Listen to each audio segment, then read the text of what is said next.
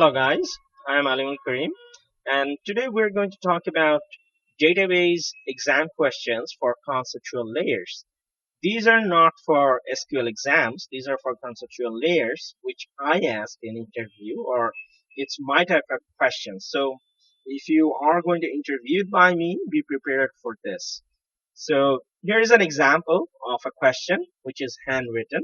So whenever I ask to design an entity diagram, it should be as simple as this. So you first draw a box and name your entity, and then another box if both have or these two have one-to-end relationship, then just have three lines there and one line here, and write one here and in here, which can be represented or can be said as one product can have multiple orders, something like that.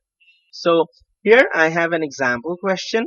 Um, Design a product database where a product can be ordered multiple times and a client and clients will be verified by their cell phone numbers, and employees and clients address should be kept in one table.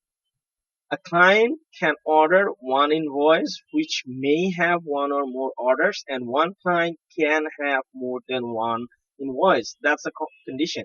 That's a very simple condition, and for based on that, we could have a diagram like this. So a product can have multiple details, order details, and the invoice. Invoice can be ordered by one client can order multiple invoices, and one invoice could hold multiple of orders. That's simple. So, and the addresses, clients and employees addresses should be kept in another table for optimization purposes. And the cell phone number, it should be verified by your programming system. It shouldn't be designed here. So that's it. So how you can do it in computer.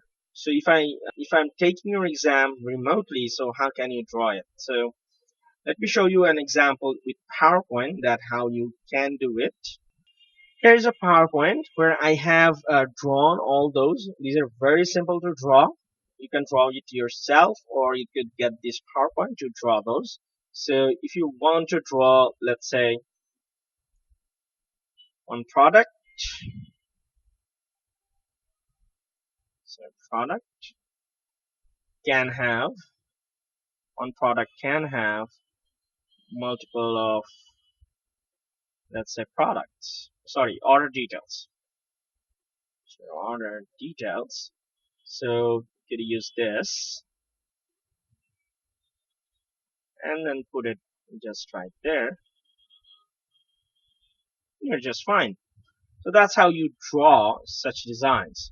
So if you take a look at invoice, how can I do it? So copy paste, name it invoice, and invoice have one to n. So n should be in front of invoice, and client, there should be client.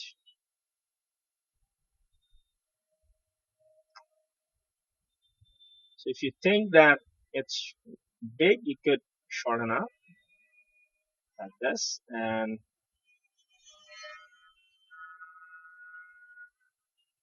something like this.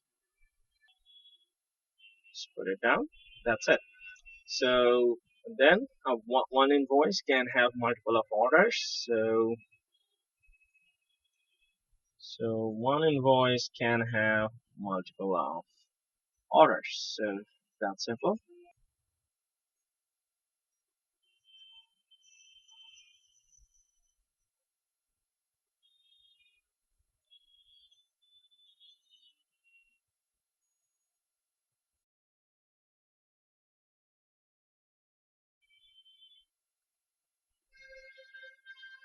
Something like this, which makes sense. Okay, so that's how you can design an entity diagram if a question is given to design an entity diagram. And there could be questions where I ask to design a database from the entity diagram where no properties are given. You have to think through what kind of properties there could be. So For this, I use SQL Server Management Studio. You could use Navigate as well, whatever fits you. But the concept is should be able to design database based on this concept and add some properties which should be meaningful to those entities. That's it. Here, create a new database. Exam1, let's say. Okay, so in the database, you will find that there is something called database diagrams. Say yes and create a new database diagram. So here, just say table new, and we have product. So a product should follow a convention, and I follow this convention, that whatever the table name is, plus your primary key should have an ID name. So the table name plus the ID should be your primary key field. In this case, we're assuming we have a small operating system, so we are giving the int as a primary key. But if you think that your sales is every day, let's say 1 million, so you shouldn't keep the primary key as int. You should consider big int or GUID. So if you GUID represent, or GUID is represented as unique identifier in database. So GUID represents that whatever value it generates, it shouldn't be same ever in the world, ever in the universe. So what unique identifier means one time the key is generated, it will never be same again between time and space. That's it. So if you have something million or billions every day selling, you should consider unique identifier. But other than that, you could go for int, or if you have bigger than that, you should consider big int.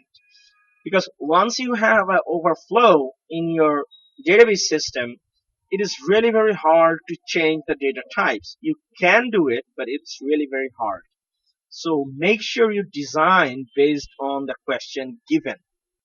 I just put the primary key as it is, and since it's a number, I'm going to put that the property as identity.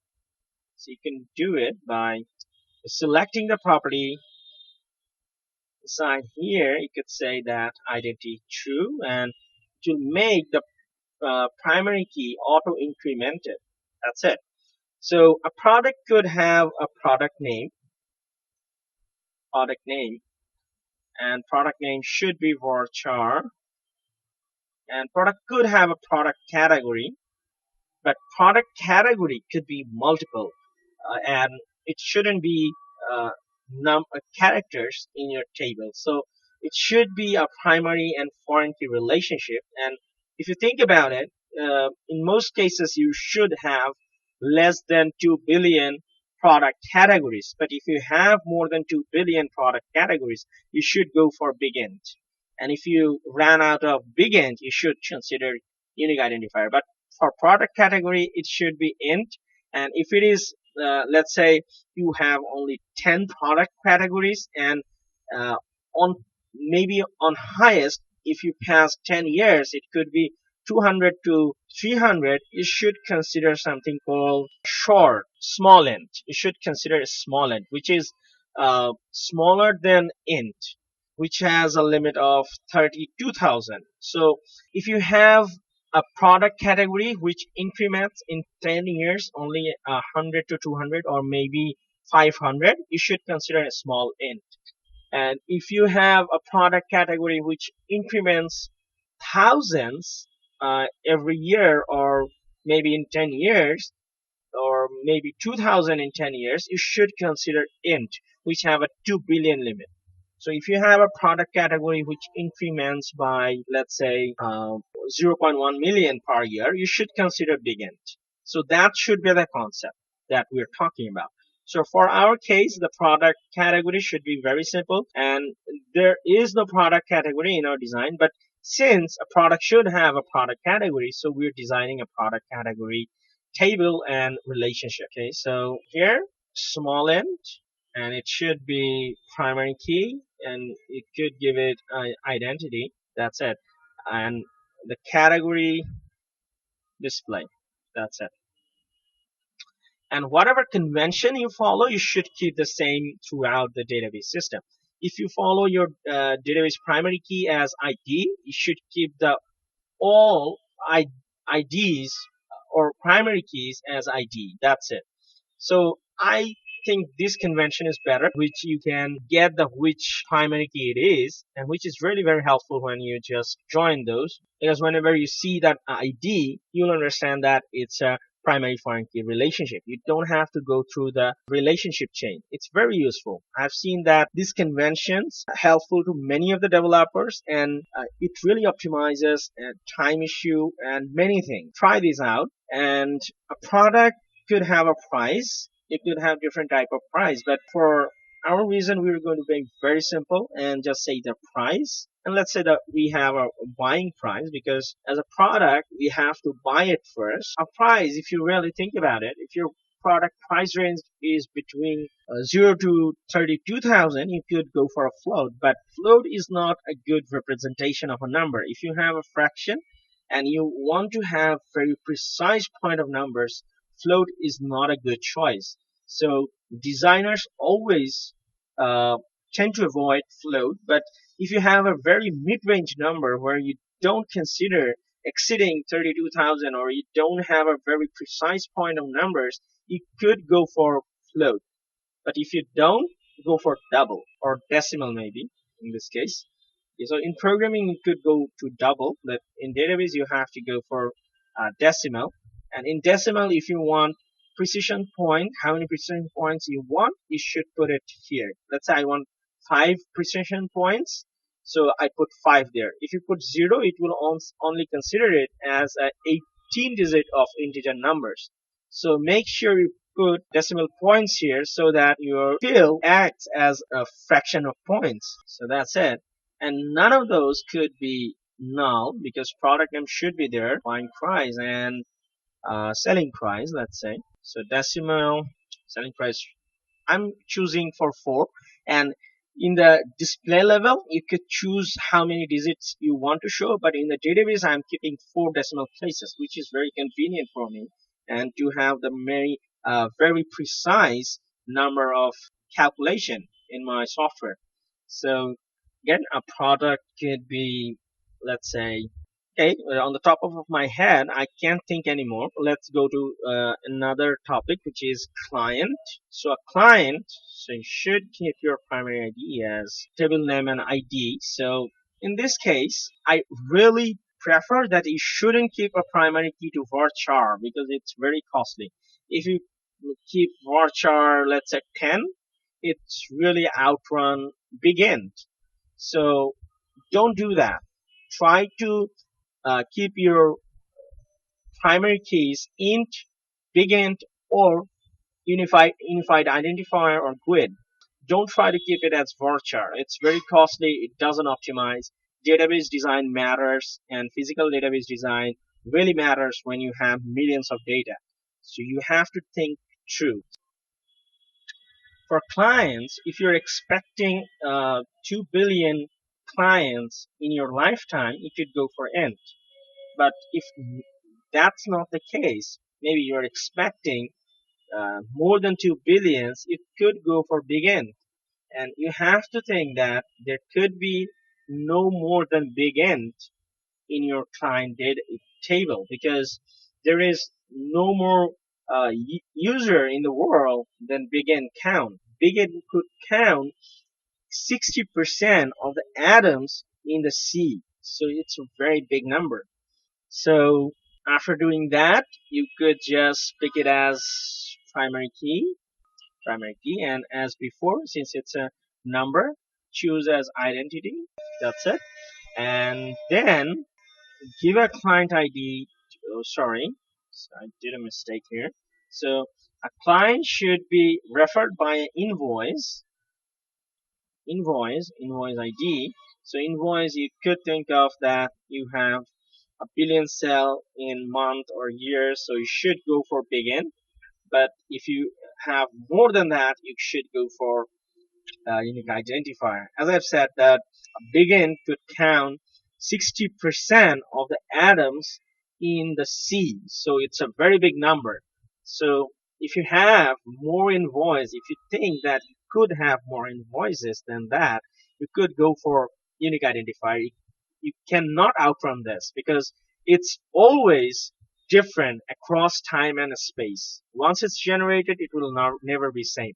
So it really depends on you, but rather than a unique identifier, numbers really have better performance.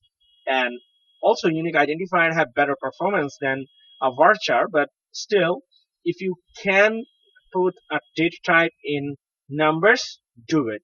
It's very optimized and very have better performance in terms of scalable applications. So let's say for simplicity, I'm choosing big int, and same as I'm just putting it as identity. So go to is identity and true. That's it. And as I have said that a client should be referred by an invoice. So you should put the client here. That's it. A client should have a client name. You could think of that first name, last name. So varchar, maybe 50. But if you have something more than 50, you should put it. But for our case, we'll just assume that it's 50. But some cases, the numbers for first names are very less. And you could think of as 30. But whatever you keep, the first name should be consistent everywhere. Maybe in the employee table, maybe in the client table. Every one of those should be same. So first name, last name, varchar. Last name could be bigger, so we're keeping it as 60. And that's it. Well, about the address, we're saying the address should be in different table uh, for both client and employees. So you can still take begin that because you cannot outrun begin for users. So that's it. And address ID. So this address ID should be here and they should be linked. Yes. And address, let's say varchar, let's say 100. I'm keeping this address as in a different table and it was in the question because the addresses are very huge. As you can see that it's varchar 100. So when you're searching, most of the time you're searching against the first name, last name, or the ID itself for getting the client information. The address is not really very effective every time you search. So that's why I'm keeping the address in different table. That's why the question says to keep it in different table. But you could also merge those if you want. But since one client should have at least one address, not more than one, but it seems like that they have one-to-n relationship, but we could give a constraint to have the relationship as only one. So how can we do it? We can do it by indexes and keys. In the indexes and keys, you should add new index with the name address. And you should have only one address at a time. That's when you say unique. That's it. You have the identity. And if you save it, you'll see that it's one-to-one relationship. So now, address should have country. Country should be not the varchar. It should be a ID from a different table. So country ID. Country should be small n. As you can see that a country couldn't overrun 32,000, but it could overrun 127 or 255 because as far as I remember, in the world we have 360 countries or maybe more than that. I don't know the exact number. Don't laugh at me, but it should be small int. Okay, so I missed that. So put it there. So you should have country display. That's a varchar. It's maybe that's 80. That's it. And a country should be linked with this. So here I made a mistake. Maybe it should be small int. Okay, so it's fine. Then you should have state ID. It should also be small int. if you think about logically, it should be also small int, and you should have a state table, and it should be small. Oh, sorry, don't pick up, then put it there. Okay, so data types don't match. Okay, so it is not a primary key yet, so save it. Okay, so state display for char save 670, or maybe put AD just to be consistent. Okay, so here we have our address table, and you could have other informations like uh, house long, it could be int, or it could be varchar, maybe 5 varchar, just have a number, because house long something sometimes have 2 dash 5 3 slash 8, something like that, and it could have room long, maybe it could also be varchar.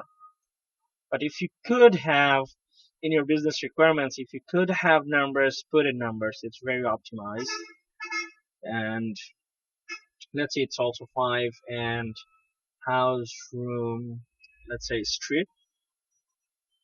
Even though all of those are put in there, but these are the specific information. If you are doing a search, like if BI search, these informations will be very helpful. You could get it from the address, but these separate informations are very useful for the address to specify where they are based on some custom queries. So could give those as different informations, or you could just remove that address and merge those in the runtime. That would be a much better solution. And that's it. So we have missed many of those, like we haven't draw the product details. So do it very quick. A product should have a timestamp that dated, that when it is selling. In most cases, you should choose, if you have date time, choose small date time. Don't choose date time. Date time has a very precise number of points. In most cases, you don't need that precise number of points. You just need the second. And date time have the milliseconds. And we have another data type called date time 2. Date time 2 in SQL Server, which is very much precise, which could go in very fraction of seconds. So if you want that precise, you should choose that time too. But if you don't want that, if you want to save some space, choose a small date time. And I prefer that because most of the time events don't need that fractions of time. So think about that. You could name it as, maybe dated is fine for me. So you could give the automated date as a default by giving the SQL Server function get date, which will give you automated default current date when you're generating this. And it should have product details. So we should have a product details table. Sorry, order details. Order details. So don't put your table name as S, because we haven't did any one of those with S. So try to be consistent. So it's a wrong name. I'm just going to delete it. Make a new table. Order detail. And I'm consistent with my names. I'm using the upper camel case. So that's it. ID and orders. We could have, let's say, big int of orders for our simplicity. And if you have, let's say, a bigger business where you have millions of billions of sales in every month or every year, you should go for unique identifier. But if big int satisfies your need, remember big ints could calculate 60% of the 60 or 70 or maybe 80% of the atoms in the C. So it's a very big number. So if you are outrunning the big int, you should go for unique identifier. This decision should be made on the designing surface of the database, because you cannot do it after running your business, let's say for 5 years or 6 years. You can do that. You can do that, but it will be very time consuming. You have to do many of the manual things, and which will be very devastating. And some cases you have to change your programming for that. If you change the number to unique identifier, you have to change many things in programming. So think about that. If it is int to begin, still, if you're using ORM model, your all the int should be changed to long. So still, you have to change your data types. So you have to think about this when you're designing databases. So let's go very quick. Order details also have the information of product, that which product we're selling. So our product is represented by begin, as far as I remember. So it's the product. So it's putting it here, seeing that two names are same, giving the relationship, and it should have the buying and selling price, because if you think about it, a product, whatever price they have right now, could be changed 6 months from now. But it really doesn't mean whatever sold 6 months ago should be changed as well. You should keep the buying and selling price to individual items from your product table, which is not optimized, but you should keep it. Selling price, and these should be decimal, and we're keeping it 4 decimal places. That's it. So that's it. You really don't need more information than that. So you need to have invoice linked with this order. So just do it. Yes, your invoice is now linked with order. One-to-end relationship, country relationship, and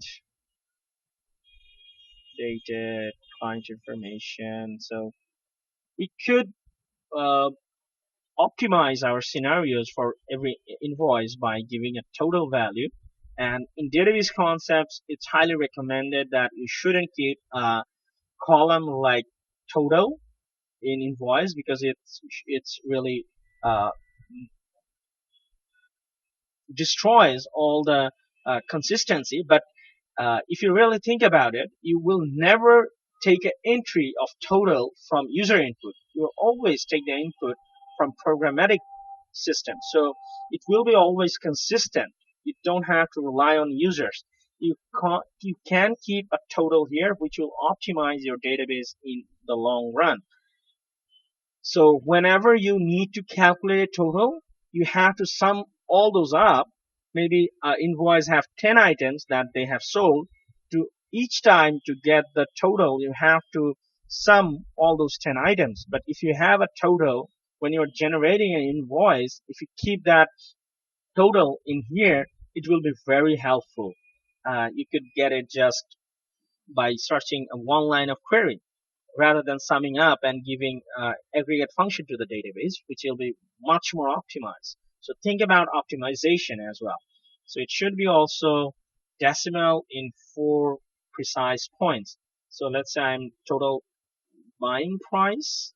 So to check that if I have any loss or not, total buying price, total selling price. So yeah, you could have discounts, decimal 4 digits. Okay, so that's it. We haven't designed the employee table, and we don't need to, because you have the idea that how can you do it. So it could be your assignment. You could try it out.